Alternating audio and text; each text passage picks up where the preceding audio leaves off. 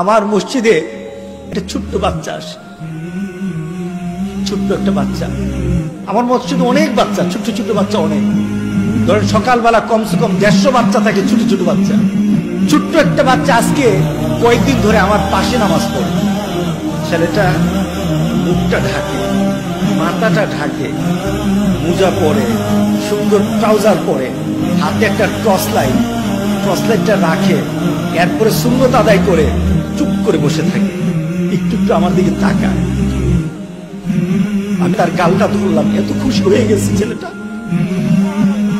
আমি ছোট্ট বাচ্চার গালটা ধরে আমি অনুভব করলাম এই বাচ্চাটা ওই বাচ্চা না, এই বাচ্চাটা আল্লাহকে সন্তুষ্ট করার জন্য মাকে ডেকে ডেকে আগে ঘুম থেকে উঠে যায়। আমি ঘুম থেকে উঠে যাই, আমি বাচ্চাটার দিকে তাকিয়ে থাকলাম, খুশি হয়ে গেল বাচ্চাটা যখন আমি আদর করলাম। ছোট্ট বাচ্চা, কত বয়স হবে? 7-8 বছর। প্রতিদিন আসে ফজরের নামাজের সময়।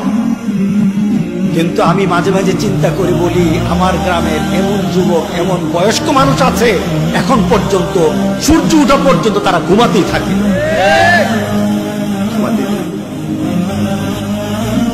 ওই শিশু বাচ্চাটা তার বন্ধুদেরকে নিয়ে, ওই পানিয়া রূপের ছেলেটা তার বন্ধুদেরকে নিয়ে ডেকে ডেকে মসজিদে আনে।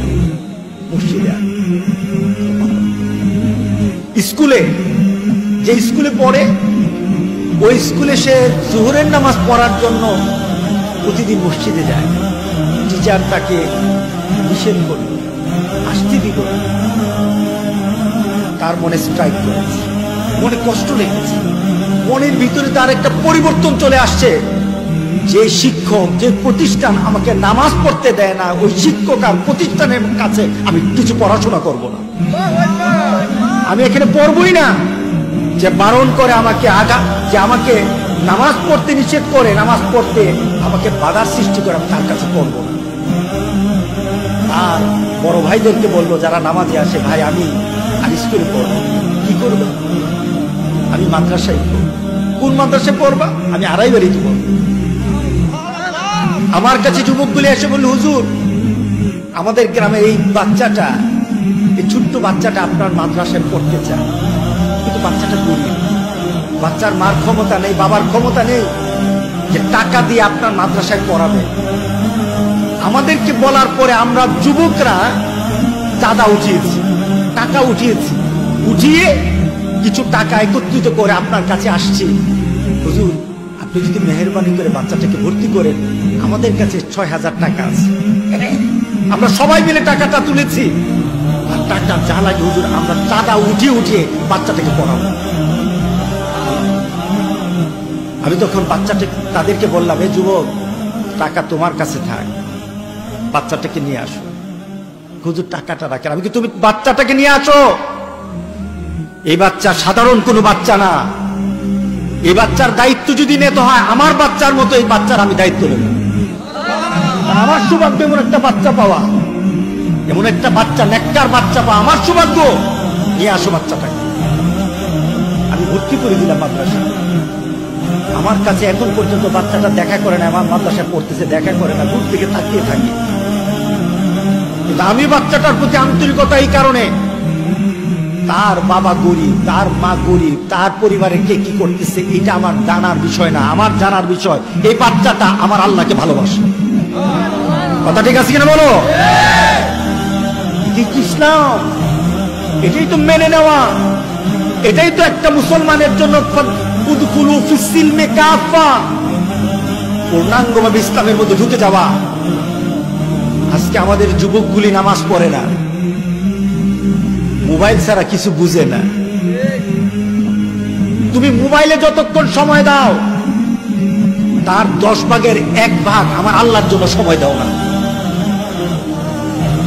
তুমি মোবাইলের মধ্যে তুমি যা কিছু দেখো, ওই দেখাটা দিয়ে তোমার মধ্যে চিন্তা আসে না, যে চিন্তার কারণে তোমার শাস্তি হবে, এই চিন্তা তোমার মধ্যে আসে না, তোমার পরিবর্তন হয় না। তুমি যদি এই পরিবর্তন না হও, মনে রেখে দিও আল্লাহর গজব থেকে তোমাকে কেউ বাঁচাতে পারবে না। আল্লাহর গজব আছে কিনা টের পাইছে? কেমনে টের পাইছে?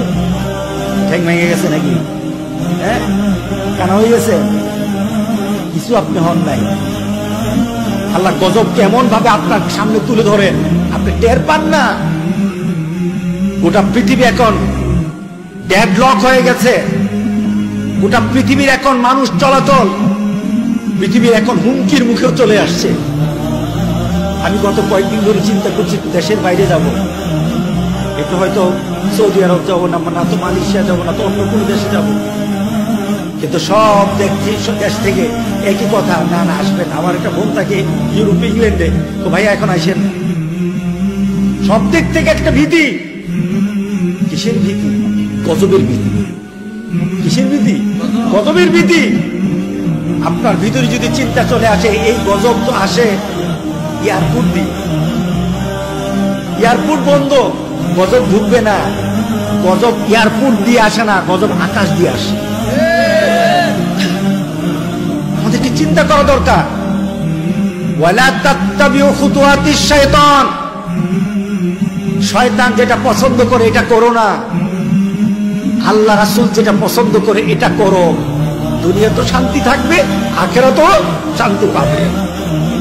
আল্লাহ সুবহানাহু ওয়া তাআলা মুসলমানদেরকে এখনো হেফাজত করতে চান। মুসলমান যদি নিজেকে হেফাজত না করে, আল্লাহ বলেন পৃথিবীর দিকে তাকিয়ে দেখো, গজব যখন আসে আমি নেককার বদকার বাঁচি না, সবাইকে আমি ফ্লাট করে দিই। কথা ঠিক আছে কিনা বলেন? গজব থেকে বাঁচতে হবে কিনা বলেন? বাঁচতে রাজি আছেন? দুইটাই ঘুমাবেন। ফজরের নামাজ কিভাবে পড়বেন?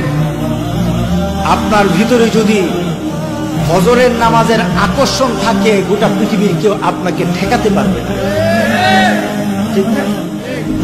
সন্ধ্যা রাত্রে ঘুমাবেন, ফজরের নামাজ বুঝেন না, ফজরের নামাজের প্রতি আপনার কোনো আকর্ষণ নেই, আপনি সন্ধ্যায় ঘুমালো, দেখা যাবে ফজরের ওয়াক্ত শেষ, আপনার ঘুম ভাঙে নাই। আছে কিনা? এমনও ব্যক্তি আছে ফজর চলে যায়, সূর্য উঠে যায়, সে উঠতে পারে না। আল্লাহ সুবহানাহু ওয়া তাআলা বলেন, বান্দা তোমার ইচ্ছা অনুযায়ী আমি দিনটাকে তোমার জন্য সহজ বানায় দিই। ফাসানু ইয়াসসিরুহু লিল ইউসরা। তুমি যদি সকালবেলা উঠতে চাও, তুমি যদি ফজরের নামাজটাকে টার্গেট করো, ফজরের নামাজের আকর্ষণ তোমার ভিতরে ঢুকে যায়, আল্লাহ বলেন ফজরের আগে তোমাকে উঠা আল্লাহ সহজ করে দেবে।